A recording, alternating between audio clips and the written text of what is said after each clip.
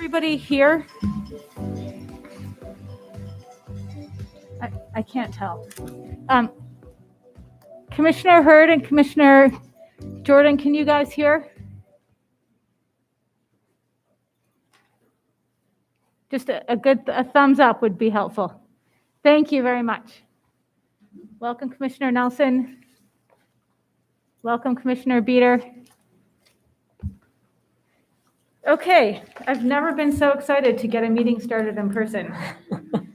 Welcome, everybody, and to have so many people join us today at the Boise Center. Let's get started with... So, Madam Chair, just because this is a little bit out of the ordinary for us, first I'd like to have Sandy go ahead and confirm that this meeting is being streamed and is available and everything has been properly set up. This meeting has been confirmed and it is live streaming and it has been properly set up and it is available for viewing now. Thank you. Then just for the record, we'll go ahead and do a quorum check. So Commissioner Beater. Here. I see him. Here. All right. His audio is... Commissioner Haney-Keith. Here. Commissioner Hurd. Here. Commissioner Jones. Nope. Okay. Commissioner Jordan. Here. Commissioner McLean. Here. Commissioner Nelson. Here. Commissioner Woodings. Here. And Commissioner Zuckerman. Here. You do have a quorum. Thank you. So before we start with our regular agenda, two things. I just want to thank the staff at the Boise Center and the staff of CCDC for all of the work I know it took to get us into this room safely today. We very much appreciate it. And I also want to say that I want to congratulate two of our employees at CCDC. First, our director, John Brunel, has been selected as a CEO of Influence by the Idaho Business Review. Congratulations, John. There's an event to celebrate that coming up in June. Hopefully we'll get to participate. Also, our development director, Doug Woodruff, has been named to the 2021 40 Under 40 class by the IBR. Congratulations to you, Doug. Thank you. Someone's doing a good job at our agency. Thank you. We knew that, but it's nice that the community recognize it as well. Okay, so the meeting has been called to order. The first action item is any changes or additions to the agenda. Okay, seeing none. The next action item is the approval of the consent agenda. I move to approve the consent agenda. Second.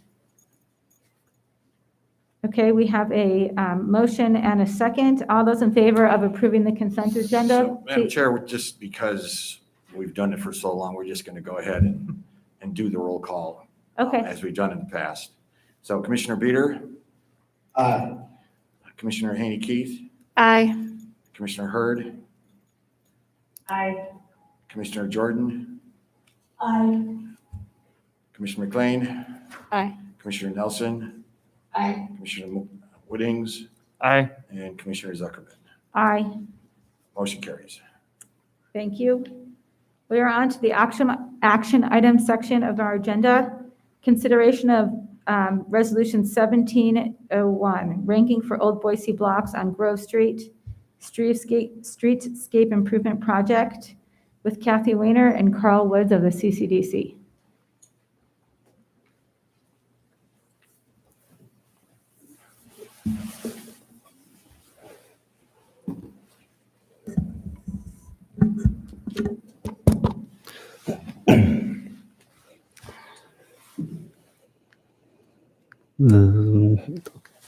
All right, that's about right. Well, good afternoon, Chair and Commissioners. I'm Carl Woods, Senior Project Manager with CCDC, along with Kathy Warner, our Contract Specialist. And today we're seeking approval for the ranking of a CMGC selection for the Old Boise blocks on Grove Street, Streetscape Improvements Project. To quickly revisit the background, the Old Boise blocks on Grove are composed of the area between Main and Front, Capitol and 3rd, and CCDC engaged the community for assistance in developing a vision for the area last year. Agnew Beck prepared a final vision report last fall, which is the product of the process to build a vision that was supported by both public and private stakeholder involvement. The vision report identifies Grove Street from 3rd to 6th as a priority for public space and infrastructure investment that will help accomplish the community's vision for this area. So making these streetscape improvements can accomplish the vision through creation of a distinctive shared street and urban space that will celebrate the historic culture of the area, focus on multimodal transportation, explore sustainable strategies, and provide a venue for community events. So these are the investments of the Old Boise blocks on Grove Street Streetscape Improvement Project. As you remember, in February, the board approved the selection of Jensen Belts Associates as the design professional of record for the project. And Jensen Belts is contracted to take the project from where the vision report left off through design and ultimately through construction. They will submit a design review package in June, and they're on schedule to meet that milestone. So as the design for the Old Boise blocks is developed, it's critical to have the CMGC on the team to provide pre-construction services for this complex and high-profile project. So let's talk about the why of CMGC. It's critical to have the CMGC on board early, representing the agency as a teammate and a part of the solution way before the construction ever starts. So to go through the specifics of this project. In blue, you have the streetscapes. These will be custom, non-standard streetscapes, something that hasn't been built before. And this requires cost estimation during pre-construction to achieve a design within budget. The CMGC also helps review the design work for constructability. And so we have these great new design ideas that benefit from having that review. In the green, you see the paving, which in collaboration with ACHD through an interagency agreement, they'll pay for the paving cost of rebuilding the entire right-of-way. Preliminary discussions have pointed towards concrete paving, permeable paving, and exploring permeable paver options. There will also be utility upgrades as we rebuild the road. And so we need the upgraded subgrade utility services before we put the 30 to 50 year paving system on top of it. part of the pre-planning and coordination by the CMGC. They'll work with the partner agencies and the utility companies. In the red, you see the fiber optic. In collaboration with the City of Boise, on their behalf, we'll be installing new fiber optic conduit to tie into the existing facilities on 6th Street and expand the network. And so these projects that we build on behalf of partner agencies have complex contractual obligations and additional accounting and billing that the CMGC helps keep straight, which is a huge benefit. In the blue, you have the Boise City Canal, and the project will have a Boise City Canal design feature and potentially use the canal as an irrigation source for the street trees. The CMGC can help with the planning and approvals and the complexities of constructing next to and modifying an active canal. There's a specific time frame to work on active canals, and the CMGC can pre-plan, figure out logistics, and get it on the schedule so everything happens like clockwork once we hit construction. And the yellow is pedestrian. There is high pedestrian activity in this area and a very busy events calendar. The CMGC can help with early stakeholder outreach and logistics planning to help mitigate construction impacts to the events while keeping everyone safe and informed. More of the pre-construction services we benefit from. The orange, we have active private construction. The Thomas Logan and Lucy apartments are currently under construction.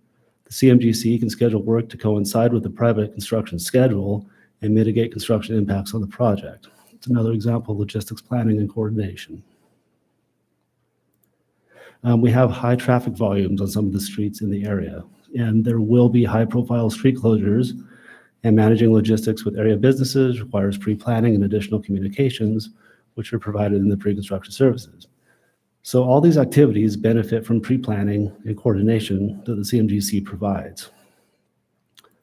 In addition, during this time of high demand in the construction industry and shortage of subcontractor resources, the CMGC can ensure that construction bid packages are receiving appropriate bid coverage. They know all the subs in the region, and they can make sure that we're getting good bids and that we're on budget and that we're covered. So that covers some of the why of the CMGC, and Kathy will now talk about the how. All right, thank you, Carl. The CMGC, Construction Manager General Contractor, is hired through a qualifications-based selection process based on Idaho code. The agency issued the request for qualifications on February 25th, publishing notice in the Idaho Statesman. And in order to garner as much attention as possible, the agency also sent the RFQ to the Idaho Association of General Contractors, Idaho Blueprint, and 12 separate contractors. 4 contractors attended the pre-proposal meeting on March 4th. Submissions were due March 17th, at which time the agency staff reviewed for compliance with requirements and submitted proposals to the evaluation panel. The agency received 3 proposals. You can see on your screen, Engineered Structures, Guho Corp., and Wright Brothers. One of the qualifications for a CMGC is proper licensing. The CMGC must have a valid Idaho Construction Manager license and the proper Public Works license. The agency's streetscape improvements, those improvements that are constructed within the public rights-of-way in downtown Boise, require either a Type 2 highway construction or a Type 4 specialty construction license issued by the State of Idaho Division of Public Safety. Review of the licensing and verification from the Division of Building Safety revealed that Engineered Structures has a Type 3 building license, which is not sufficient to construct improvements in the rights-of-way. Because of this, ESI is ineligible to be qualified as a general contractor for the Old Boise Streetscapes project.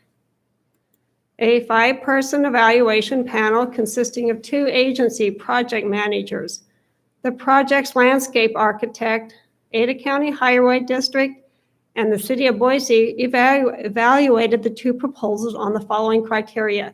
As you can see on your screen, company profile, CMGC approach, project manager, budget control, scheduling, and previous similar work. Each evaluator could award up to 200 points for 1,000 points total. The panel scoring was unanimous that GUHO was the best qualified and highest ranked proposer for this project. We are here today to ask for approval of the rankings of the CMGC services and to authorize the director to negotiate and execute a CMGC agreement for the pre-construction services, which is the first part of the contract. We will be back later this year for approval of the GMP, the guaranteed maximum price, which is a contract amendment for the actual construction of the project. And that concludes the presentation, and the motion stands before you. And we'll answer any questions. Thank you, Kathy. Thank you, Carl. Commissioners, any questions? Any questions from anyone at home? No. Now I know how the teachers feel. Okay, do we have a motion?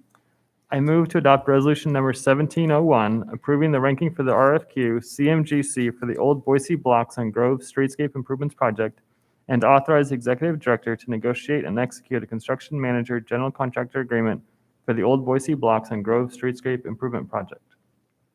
Second. Okay, we have a motion and a second. Any discussion? So, Madam Chair, roll call. Commissioner Beater? Aye. Commissioner Haney-Keith? Aye. Commissioner Hurd? Aye. Commissioner Jordan? Aye. Commissioner McLean? Aye. Commissioner Nelson? Aye. Commissioner Woodings? Aye. Commissioner Zuckerman? Aye. Motion passes. Thank you. Thank you, Carl. Thank you, Kathy. I just want to make it clear that the lack of comments is not that we're not interested, it's that you gave us a lot of really thorough information that's very easily digestible. So we appreciate that. Awesome, thank you. Thank you. Next up is we will consider approval of resolution 1702 with Amy Fimble of CCDC. The floor is yours, Amy. Thank you. Greetings, Chair Zuckerman and members of the board. I'm Amy Fimble, Project Manager of Capital Improvements, and today I'm joined by Kathy Warner, Contract Specialist. So we'll be seeking your approval of Jensen Belts Associates Amendment Number 1 for Task Order 19-004 for the 11th Street Bikeway and Streetscape Improvements Project Design. So as you can see on this slide, the project area is composed of the 11th Street public right-of-way between State Street and River Street. 11th Street is a primary north-south thoroughfare and provides an important connection between Camel's Back Park and the Boise River. 11th Street is also essential to the citywide bicycle network and connects residential neighborhoods to downtown businesses and employment. So a little project background before we dive into the details. The original ACHD 11th Street Bikeway concept extended from River Street north to Heron Street. But in 2018, the portion of the bikeway south of State Street was actually eliminated since it met the ACHD bike facility guidelines. However, during the ACHD Commission adoption of the 11th Street Bikeway study in October of 2019, the public indicated that they desired better bike facilities with greater protection than what the existing conventional bike lanes offered in this portion of downtown on 11th Street. So as a result, ACHD Commission directed staff to work with the city, CCDC, ITD, and ACHD Bicycle Advisory Committee to develop a low-stress bikeway concept design for this section. Boise City Council then followed up in December 2019 and directed staff to conduct the downtown bikeway study. And this is how CCDC's Downtown 11th Street Bikeway project came about. In 2020, CCDC, in partnership with the City of Boise, completed a concept design process that engaged with residents, business and property owners, and street users to understand existing needs and desires along the corridor, and the outcome was a bikeway concept for 11th Street, from State Street to River Street, that is inviting for all ages and abilities. This project does interface with ACHD's 11th Street Bikeway project at State Street, and together, the two areas cover the full Ridge to River bike connection on 11th Street. During the concept design process, CCDC, partner agencies, and project stakeholders explored several bikeway options to meet the project's goal of providing a low-stress bike experience to a range of people. Feedback from the public and stakeholder agencies resulted in the approved raised bike lane design, which is shown on this slide. The raised bike lane will be level with the sidewalk, with cyclists riding on the outside of the sidewalk in a visually and functionally distinct facility. Street trees and furnishings will separate the bike lane from the sidewalk, and a buffer strip will provide separation from parked cars. CCDC Board of Commissioners approved the concept design back in November 9th in 2020, and ACHD Commission approved the design November 18th, 2020.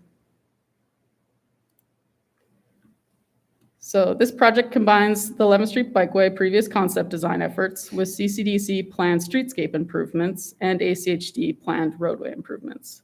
The scope of work will include a new raised bike lane on both sides of the street, as well as treatments that will improve safety and comfort at the intersections. Streetscape improvements will include installation of new sidewalk, curb and gutter, green stormwater infrastructure, historic streetlights, pedestrian ramp upgrades, installation of fiber optic conduit bank, furnishings such as bike racks, litter receptacles, benches. The project also includes pavement maintenance work on 11th Street that was originally part of ACHD's downtown Boise implementation plan, but was removed because of the CCDC project that was to come in the future. 11th Street from State Street to Grove will be reconstructed with concrete paving, while the remaining of the sections will be asphalt removal and replacement. The project will also include a box culvert bridge replacement of the Boise City Canal north of Main Street. Actual design and construction costs for these roadway improvements will be reimbursed by ACHD through an interagency agreement. So as you can see, there's a lot of improvements being combined into one project, and really it's to maximize efficiency and limit the impacts to businesses and street users. This slide shows a map of the various improvements, green being the blocks where streetscape improvements are planned. Blue is where the paving and bikeway extents are, and then the section between Front and Myrtle, the roadway was recently reconstructed, so it's only going to be bikeway infrastructure with limited asphalt patchback. And then the red circle shows the location of the canal bridge replacement just north of Main Street.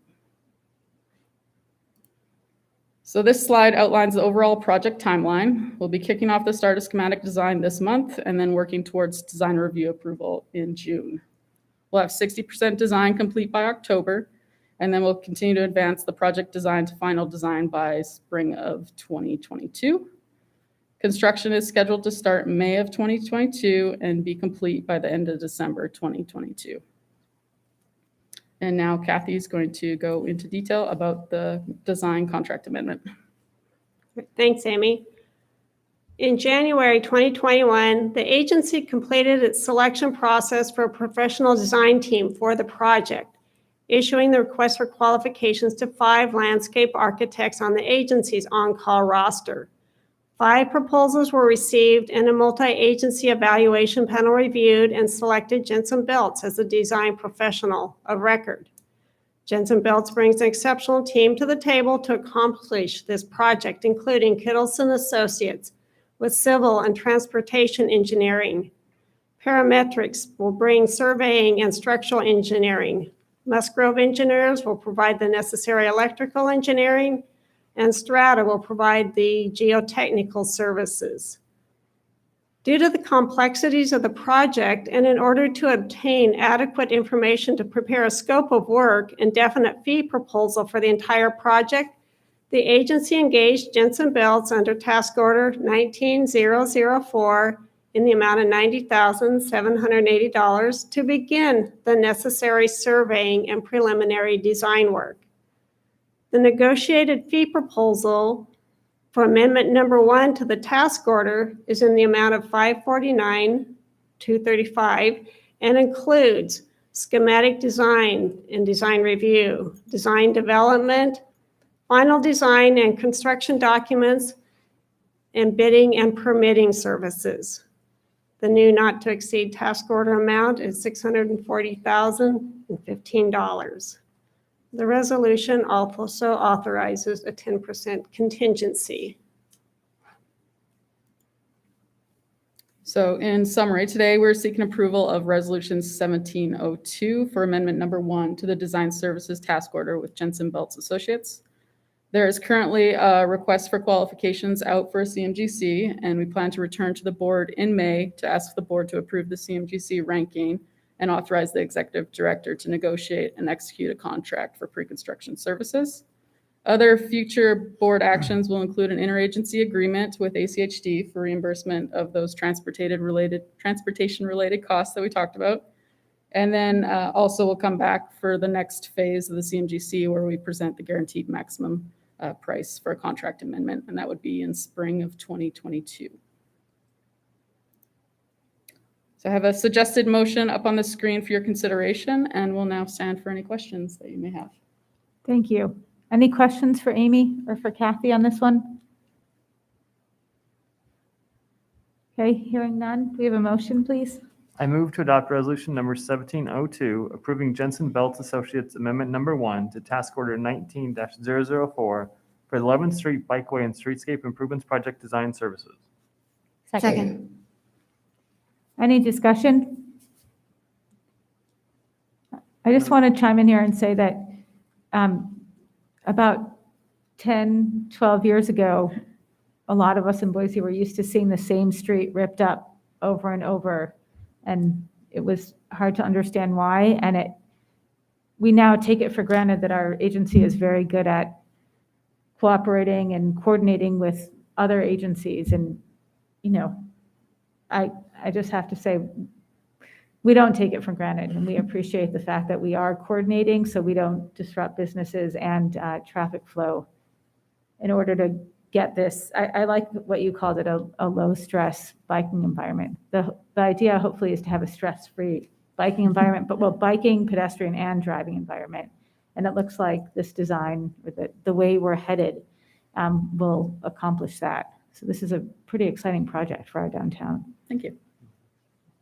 Sorry, Commissioner Woodings. Madam Chair, as you go along with that, as a parent of young kids who like to bike, they're not quite biking into downtown because there's not a low-stress bike pathway, and so I'm very excited to have this in. I think a lot of parents will, and older people as well. Personally, I find biking fast, but a lot of people aren't, and so this low-stress bike pathway is going to be great for the city, accessibility into the north end to the river. Thank you. Great work. Madam Chair, I'd echo this. It's great to see this move forward, and I really also appreciate that everything's happening at once in terms of underneath the street and on top of the street. You know, as Jensen Belts and others go and work through them, I mean, we've looked at design today. The one thing I just want to make sure that we don't lose sight of is that while this goes to River Street, our agency has invested in the Pioneer Pathway, which is such a great pathway through that neighborhood. So I just hope that in design and in, especially at that intersection treatment, that we do whatever we can to continue getting people on that pathway and use it, because it's such a great investment that was already made by the agency. Yeah, that's a great comment, and we will be providing additional wayfinding for people who want to continue to use the Pioneer Pathway, and then also better the flow coming off of 11th Street to get to that connection. Thank you. Thank you. Any further comments before we go to a vote? Okay, hearing none. Commissioner Beater? Aye. Commissioner Haney-Keith? Aye. Commissioner Hurd? Aye. Commissioner Jordan? Aye. Commissioner McLean? Aye. Commissioner Nelson? Aye. Commissioner Woodings? Aye. Commissioner Zuckerman? Aye. Motion passes. Thank you. Thank you. Next up, consider designation of 27th Street crossing for Type 1 participation program with Alexandra Monjar from CCDC. The floor is yours, Alexandra. Thank you. Good afternoon, board members. Today I'm bringing a Type 1 participation program project to request for designation. The project is named 27th Street Crossing and is a mixed-use commercial and residential development located at 901 North 27th Street. The developer is Prentice Properties 21 LLC, a Boise-based family-run business with rental properties in Boise and Oregon. Please note that at this designation step, we are only requesting authority to continue negotiating with the applicant, and this project will return to the board when an agreement is prepared for approval. The project is located on the corner of Stewart Avenue and 27th Street. The site consolidates 8 lots, many of which contain dormant buildings. The site's address again is 901 North 27th Street, and this project is in the 30th Street District. As mentioned, the project will replace several dormant buildings. The new construction will consist of 4 3-story buildings with 65 apartments and approximately 7,000 square feet of ground floor retail facing the corner of 27th and Stewart. The project is anticipated to create 150 construction jobs and 20 permanent jobs. Apartments will range from 600 to 1,000 square feet with a mix of 43 one-bedroom and 22 two-bedroom units, which will be leased at market rates. The project includes 95 parking stalls with a mix of single-story structure tucked under and rear surface level stalls. These are screened from street view. There are also 65 bike parking spaces, some provided in the public right-of-way and the rest secured for residents. Total development costs are expected to exceed $12 million. The project has received design review approval, and Frentis Properties 21 expects construction to begin this June with a 12-month construction period with completion in June 2022. If designated for Type 1 participation today, CCDC would expect to reimburse for eligible expenses in July or August 2022. As a Type 1 project, reimbursement of eligible expenses is limited to $200,000. The developer anticipates a total investment of public improvements of approximately $561,000. These eligible expenses include extensive improvements to sidewalks, including the installation of silva cells and street trees, benches, bike racks, and landscaping. The alley between Stewart Avenue and Jordan Street will also be widened and improved.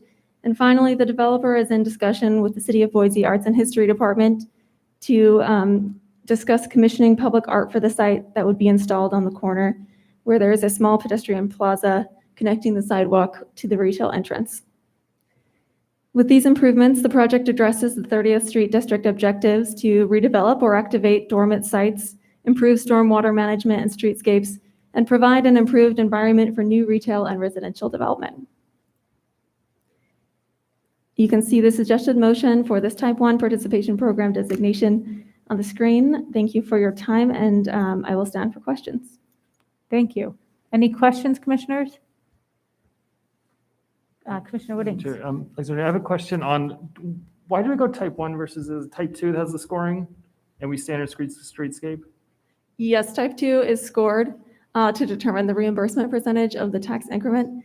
The Type 1 program is more like a grant where we have funds set aside during the CIP in the district. And so there's no scorecard, and those are reimbursed on completion, whereas the Type 2 is reimbursed over several years through the increment that's generated by the project.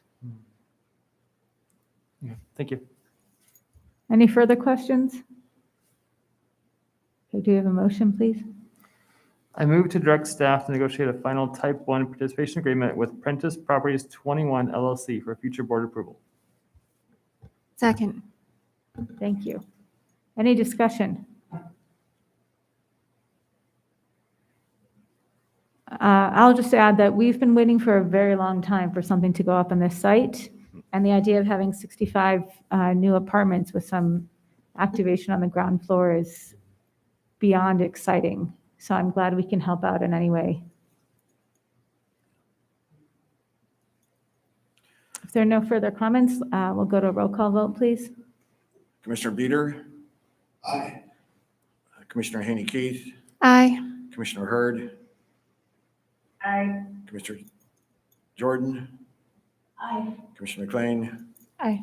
Commissioner Nelson? Aye. Commissioner Woodings? Aye. Commissioner Zuckerman? Aye. Motion carries. Thank you. Thank you, Alexandra. Okay, next up, action item D. Consider authorization of the offer to acquire parcel 9 owned by Ada County and transmit proposed purchase and sale agreement with our director, John Brunel, and our counsel, Ryan Armbruster. Thank you, Chair. This item is related to the acquisition of the property shown on the screen. We call it Parcel 9. It's 2.1 acres, and it's a great opportunity, we think, for improved parking and redevelopment. The official address, 221 South 3rd Street. This is the continuation of our ongoing effort here and good collaboration with Ada County, negotiating in good faith following the agreement outlined in our LOI that you're all familiar with and that we've brought to this board a couple of times. We've had public meetings with Ada County over the past months, and we're now to the point where the appraisal is complete, the environmentals have been reviewed, and the ball's in our court as a board to consider making an offer for the property. And the amount that we brought to you today, $6.8 million, as outlined, $75 per square foot. And Ryan can brief you a little bit more on the agreement. Madam Chair, members of the board, just a couple of comments. So in some respects, this is pretty straightforward, real property purchase and sale agreement. We have the purchase price in there. There will be a period of due diligence moving forward for CCDC to continue to look at the site and any conditions there. As stated on the screen, there is an accommodation for parking. Currently, this site provides employee parking for Ada County employees. We've set a potential closing date, and other than that, I would stand for questions. As John's indicated, we have moved forward with this with some meetings with Ada County folks, and from staff's perspective, we're ready to go. Madam Chair. Please go ahead, Commissioner. I've got a question. What's envisioned with this parking accommodation for the county employees and what that means long-term in terms of our agreements or expected investments on this property? So John, maybe I can take a crack at it okay. from a legal standpoint. What we're saying is that county employees will continue to be able to park on the site until we are ready to do something with it. Okay. And then when we have any kind of project that's ready to go, we will provide county notice of our intent to move forward. And then the commitment of CCDC is to relocate those parkers at a location during construction. And then finally, when a project is completed, and if CCDC builds a parking garage there, the county does have an option to purchase a certain amount of parking to move forward. And just follow up, is it 1-to-1, so they'd have the option to purchase that many, so they're parking spots that we see in this picture, or is it not specified? Chair, Commissioner McLean, it's a two-step process. One would be to relocate a certain number of parkers temporarily during construction, and that would be a number of spaces 1-for-1. But it's not at our expense. It would be to make those spaces available in a nearby facility, which is our responsibility, and we do have that secured. The step after that, up to 400 spaces, that would be their choice if they wanted to do anywhere from 0 to 400 spaces as an acquisition as part of a new parking structure. So just to clarify the one thing, I'm sorry, I want to make sure that I'm tracking. Are we guaranteeing that parking goes on this site, or are we guaranteeing that if we build parking in the area, they could buy up to 400 spots? If we build parking in the future, they would have the option of up to 400 spots. So if? Yep. Okay, great, thanks. And just to follow up on that, the temporary spots, would we make room in our current garages? Is that the idea? Yeah, we would use parking that's currently under our control. Okay. And we have room for that? That's correct. Okay, thank you. Any further questions? Commissioner Woodings? If we don't build parking here, do we have to give them the temporary, and for how long? If the end game doesn't have parking here? Does that make sense? I'm not sure I'm following. So Thank you. if we're not going to build parking here, do we have to give them the temporary? And if so, for how long? Because the end project won't have parking on it. Yeah, if that is the series of events, there will be something on this property that we will have control of. Yes. So it would be probably most ethical if there's going to be no redevelopment that it would be made available to them. However, they will have been relocated at that point to a nearby parking structure. And I guess that could become permanent if we don't do our part. So I think the question is, say that we build something else, it takes 2 years to build the next thing. The next thing does not allow for 400 parking spots. Are we obligated to lease 400 spots in a structure indefinitely? So, Madam Chair, members of the board, some of the questions that you're asking are very good questions. And in this agreement, what we've agreed to is to come back with a definitive parking agreement. We've just tried to outline more of the major issues that we'll put into that agreement as we move forward. So that parking agreement would come back to you. And certainly there are some issues that right now we just don't have answers for. And we'll need to sit down with the county and negotiate that out. Madam Chair, Yes, please.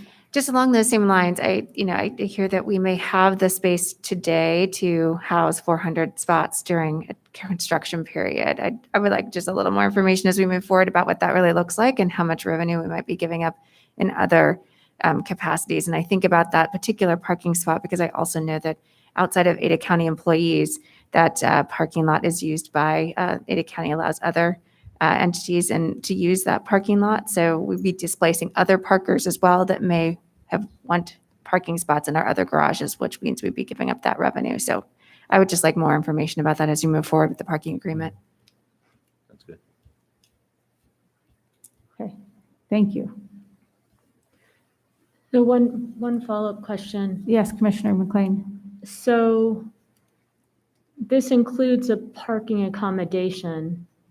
If I understand correctly, it's not all hashed out yet. But the next step related to parking, will that come before the board? Yes. The parking agreement will come back to you, correct?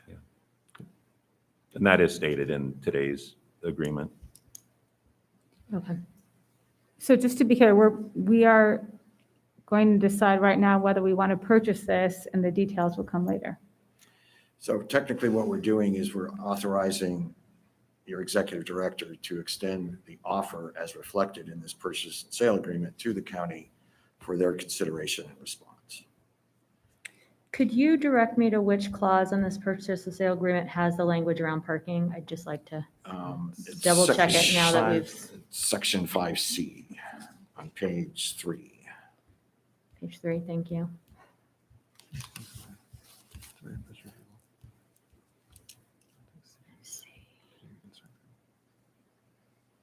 Okay, and on that note, while we're discussing our obligation to the county as far as parking is concerned, I would just want to be sure that if we indeed develop the site and let's say it's housing and we want to include a parking structure, but a parking structure that serves the housing so that the entire site or a good portion of the site isn't taken up by parking, is that in play? Say that it was a 250 unit housing structure and we decided to have 1-for-1 parking. Would we have to build 650 parking spots and not 250 because we've said that if we build a parking structure, we will try to accommodate the county? Or is that all to be negotiated? So Madam Chair, members of the board, that is an issue to negotiate, but generally the concept here is that if there's a parking garage to be built on the site, the county will have an option or first right of refusal up to purchase up to 400 spaces. And that's the max. So how that all fits on the site and the extent of the garage is just issues that we need to move forward with. Okay. And I would add to that, Chair, it's a good question. The idea of housing, which is one of our hopes and dreams for this location, it wouldn't necessarily be the responsibility of CCDC to provide a public parking structure dedicated one-to-one or whatever to a private housing project. So you could see where the parking structure might be enlarged to accommodate other construction activities or other uses. And a portion of it could be a public garage, as we do at 11th and Front. We don't own the entire garage. Thank you. That's very helpful.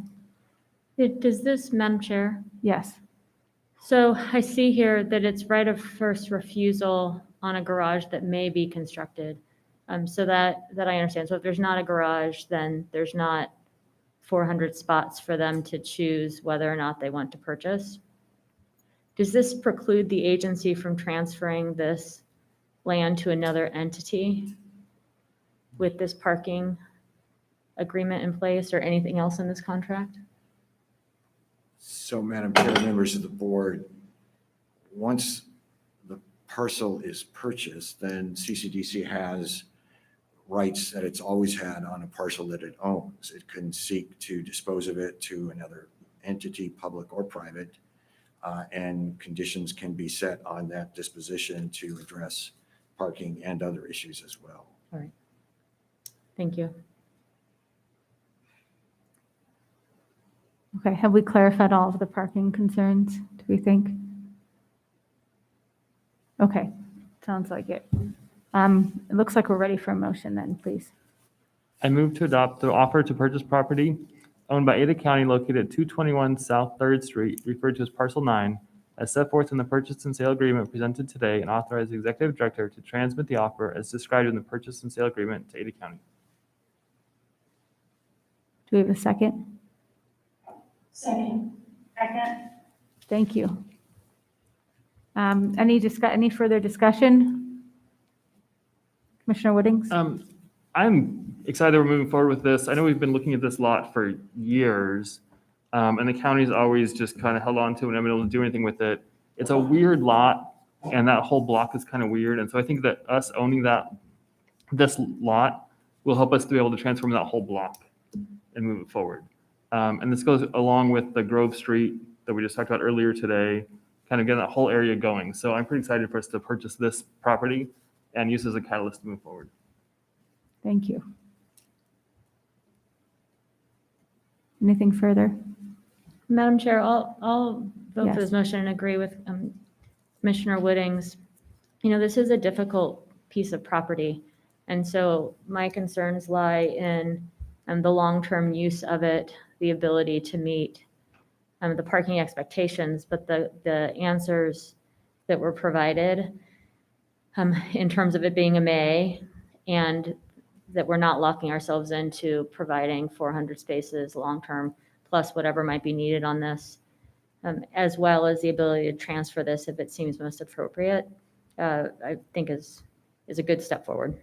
And so we should move forward with this because it is a spot that we've hoped to see something else beyond surface parking happen. Thank you. Anything else? Anyone from home? No. Okay, we're ready for a roll call vote. Commissioner Beater? Aye. Commissioner Haney Keith? Aye. Commissioner Hurd? Aye. Commissioner Jordan? Aye. Commissioner McLean? Aye. Commissioner Nelson? Aye. Commissioner Woodings? Aye. Commissioner Zuckerman? Aye. Motion passes. Thank you. Madam Chair, before we start the next one, I should have said this at the beginning. I've got to step out at about 10 of. I'm so excited to be here in person, but my calendar didn't provide for an in-person meeting. So I've got somebody that'll be in my office at 1. So we'll need to Okay. step out. Okay, thank you. Okay, next up is item E. Consider approval of disposition of Capital in Front Garage to Capital in Front LLC and authorize completion of purchase and sale agreement. And this again is with our director and our counsel. Take it away, please, John. Thank you, Chair. This one's been around a while as well, this potential purchase sale agreement with the folks at Block 22. And it was on and approved by this board a little over a year ago. to take this step at the price level indicated. It was delayed with a couple of extensions, really due to the sudden lack of use of parking structures in downtown related to the pandemic. So that agreement eventually ended. That contract was discontinued. And at that point, it was a $4 million purchase amount. And we did keep the escrow funds that accompanied that deal at that time. Today, we bring before you an agreement that is back to the same purchase price, less escrow funds. And again, like Ada County, Block 22, John Cunningham has been great to negotiate with over the years, and on this one itself. So, Ryan, would you like to fill in any details? Yes. Madam Chair, members of the board, again, this agreement is very similar to the one you approved some time ago. As John mentions, the purchase price has been reduced a tad as compared to the escrow that we kept. It moves forward, creates a more limited period of due diligence. They've done all their due diligence, so there really isn't anything more for them to do. CCDC is required to update all of the information and documents that we presented almost a year ago now, and we will get that done. So the logistics to move forward here is basically just trying to figure out how long that's going to take us to get that finished, and also to provide the parkers that are there appropriate notice that as of a certain date, the owner of the garage will transfer from CCDC to LLC that Block 22 LLC has proposed. There are a couple of technical issues that we still need to address. Those include a couple of real drafting issues that has surfaced that in consultation with Block 22's attorney, I think we'll get through those with no problem.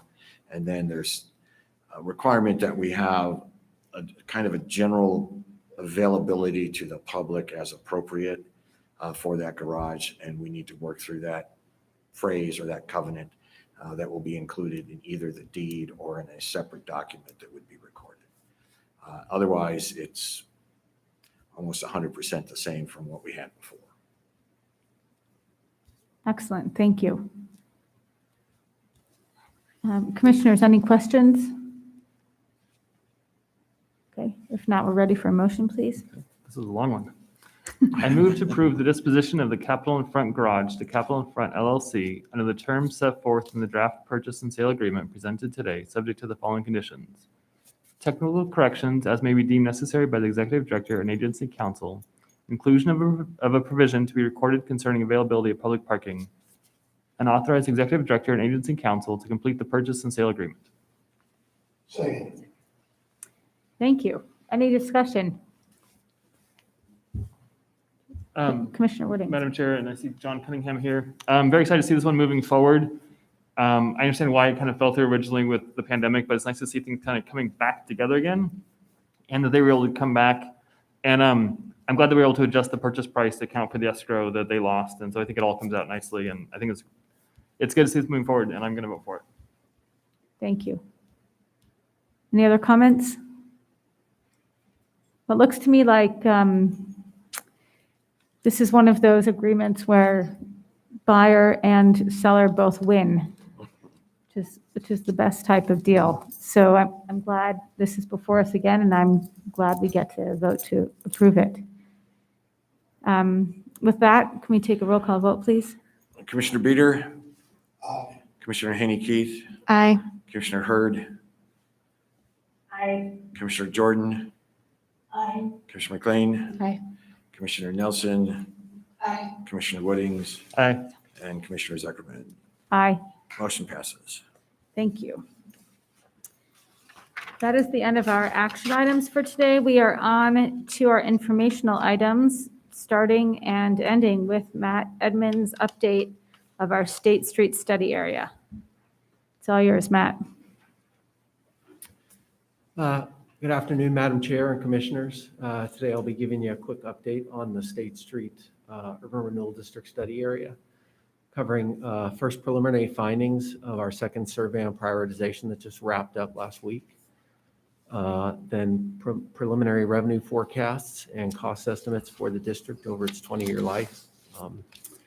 and then the process to date and next steps. So we just wrapped up a second survey on priorities, ran for 3 weeks from March 15th to April 5th. As a little bit of background, we did a survey 1 in the fall to identify barriers, opportunities along the corridor, and where the community thought improvements are needed. The priorities survey that just wrapped up focused on prioritizing those improvements along State Street. We had 139 total responses. And we asked them about 3 different types of investments: mobility, placemaking, and economic development. These follow 3 of our 5 strategies. We didn't ask about infrastructure and utilities because those are largely incidental to whatever development would take place. As you can see in the pie chart here, mobility got the most votes. It got nearly half of those votes. And write-in responses emphasize mobility projects, with some noting streetscape improvements and construction of affordable and workforce housing. So you're going to be seeing a lot of heat maps in this presentation. First off, mobility investments, we asked them among 4 categories: pedestrian, bicyclist, transit, and public parking structures. The respondents, each investment was assigned a general cost. Parking structures the most expensive, pedestrian and bicyclist improvements, moderate expense, and transit improvements, basically transit stations, lesser expense. And they were allowed to place investments on the map up to their available budget. So you can see here, bicyclist and pedestrian improvements got the most votes by far, $7 and $10, followed by public parking and transit improvements. And I'll cover each of these categories in individual heat maps. So the bike improvements were really focused along some hot spots. You see the numbers there. 1 is Glenwood, 2 is Collister in the surrounding area, and then 3 is generally the area from along State Street from Veterans Parkway to 27th Street.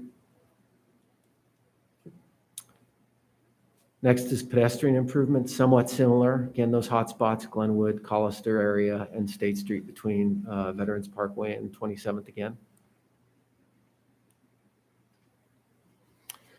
Transit improvements, here we see a pretty strong correlation with the nodes that have been anticipated in previous planning efforts. So at the far left, you see with the biggest hotspots, Glenwood, Collister, and Veterans Park and 27th. But also you see the far left, Horseshoe Bend. You also see Pierce Park shows up. So I think people get the idea of where they want the transit improvements to be. It's consistent with what we've heard in the past. And then last, if we were to put a public parking structure out here, where should it be? And it really focused on Collister and the Whitewater Park Boulevard area. Next, we asked about placemaking investments and really looked at 5 categories: parks and green space, street trees and landscaping along the corridor, lighting, public art, and user amenities. User amenities would be things like benches, bike racks, public restrooms, Wi-Fi. So you can see lots of heat along the corridor here. So street trees, landscaping, green space, public parks, they receive the most consideration of any of these 5 categories, with about roughly $7 and $10 spent in that notional budget. First off, parks and green space. The hotspots here were really focused 1 through 4, Glenwood, Pierce Park Lane intersection, the Collister area, and the area around Whitewater Park Boulevard. Street trees and landscaping. I think this is, pretty much tied to the heavy volume of traffic along the corridor. People want some buffers between vulnerable users and the traffic. And you can see it's really consistent basically from 27th Street out to Collister and really out to as far as Glenwood. Next was lighting. similarly linear to the street trees landscaping. And this was more focused on the east end of the corridor from Collister East to 27th. Next was public art, and this focused on, I'm sure these nodes are going to sound familiar to you, Glenwood, Collister, Veterans Park, and the area around Whitewater Park Boulevard. And then lastly, those sundry amenities, similar locations, Glenwood, Pierce Park, Collister, and the area around Veterans and Whitewater Park. And then last, economic development and housing investments. I don't have heat maps for you here. Some of you may be thankful for that, because we didn't ask for them to place pins, but just to kind of prioritize among these expenditures. And land acquisition for mixed-use housing and housing incentives took close to $6 and $10. So there was certainly some favoring of those categories, but also for brownfield cleanup and for building rehab.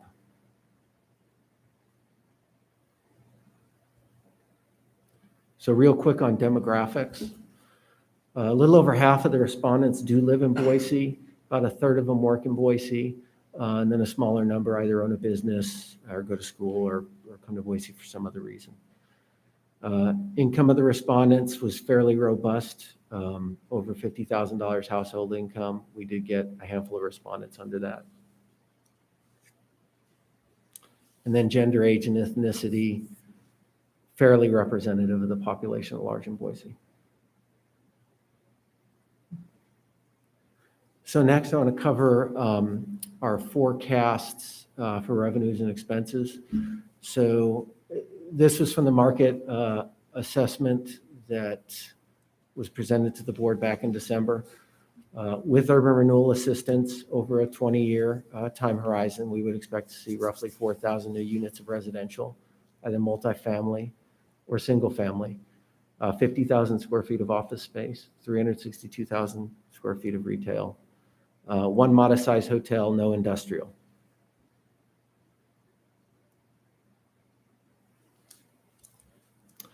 Quadrant Consulting's also been doing an infrastructure assessment for us. They've basically broken down the corridor into sections, looked at all the existing utilities and infrastructure, water, sewer, fiber optic, what kind of power's out there, and what would need to be expanded, put in to support those land uses from the previous slide.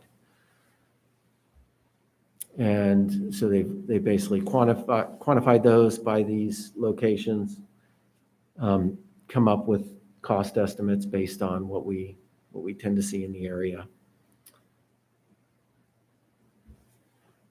And this is what our preliminary revenue and cost estimates are. You can see we had categories including roadway improvements, new local streets, multi-use pathways.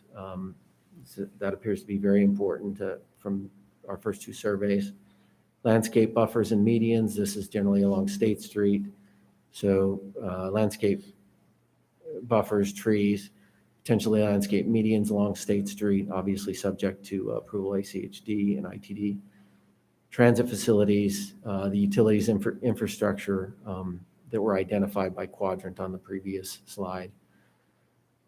Land acquisition for housing and transit-oriented development.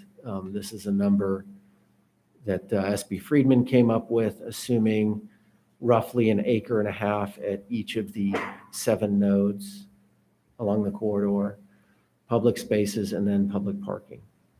So it totals up to about $136 million versus forecast TIF available for improvements of $76 million. I would take this with a grain of salt because these estimates do represent 100% of cost without regard to cost share grants, funding from other agencies and developer partners. We'll refine these estimates and determine what the urban renewal district share of them would be and prioritize into the feasibility study based on the findings from our first 2 surveys. Some of those costs will be unfunded in the feasibility study, as has been the case with the last couple of urban renewal districts that we've done.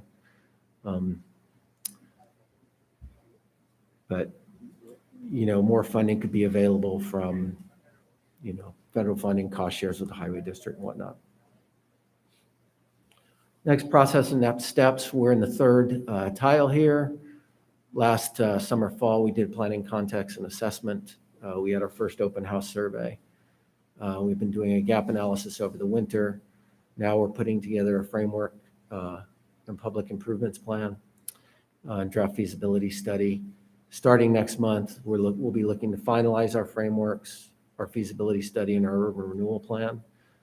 We will have a third public engagement event to get feedback on that draft document, as well as at least get come to conceptual terms on any interagency agreements we may need. And then we will look to go into adoption as soon as July, with the hope of getting the plan established this year. One more thing, neighborhood and agency outreach. We've already met with the Boise School District, presented to Ada County Highway District Commission. I've met with 2 of the 6 neighborhoods that overlap the study area so far. I've got 2 more on the schedule, one tomorrow, one at the end of the month, and working on the last 2. So yeah, that's where we're at. Next month, hopefully we'll have a draft feasibility study to present to you. And that concludes my presentation. I'll stand for any questions that you have. Thank you, Matt. Any questions? I'll start off by saying I'm really impressed with the public outreach and the extensive survey that you put together, and it's fascinating to see what residents and users of the area want. And that really helps us do our job to serve the community, to hear what the community wants. So yeah, it's a great start. Madam Chair, Yes, Commissioner Beater. I just had a quick request that we could get that presentation sent to the commissioners. A lot of really important information. I'd like to review it some more. We'll do. Thank you. Certainly. Okay. Anyone else? No? Okay. Thanks for the great work. Thank you. Thank you. Chair. Okay. Yeah, sorry, but before we conclude, yes, our director would like to add something. I know I'm not on the agenda. I just wanted to bring you one other piece of great news. There might be need for a special meeting before our next board meeting, depending how things move along with a couple of these negotiations, as well as we're making good progress on the Block 68 RFP, and we may want to keep pace, and we may not want to wait until the May meeting. So congratulations, we might be having a special meeting before our next one. So look for a calendar invite in your emails. It seems like the whole city is slowly starting to reopen, and our agency is no exception to that, which is very exciting. So before we adjourn, I just again want to thank our staff. I know it's been a really difficult time and very difficult working conditions, and I really appreciate you doing extra work to get us here in person today, even with the extra hassle. So thank you for making that happen, and hopefully next time there will be even more of us in the same room. With that, do we have a motion to adjourn? I move to adjourn. Second. Thank you. Commissioner Beater, Aye. Commissioner Haney-Keith, Aye. Commissioner Hurd, Aye. Commissioner Jordan, Aye. Commissioner Nelson, Aye. Commissioner Woodings, Aye. Commissioner Zuckerman. Aye. We are adjourned. Thank you. See you all next month. Or sooner. Or sooner. Right.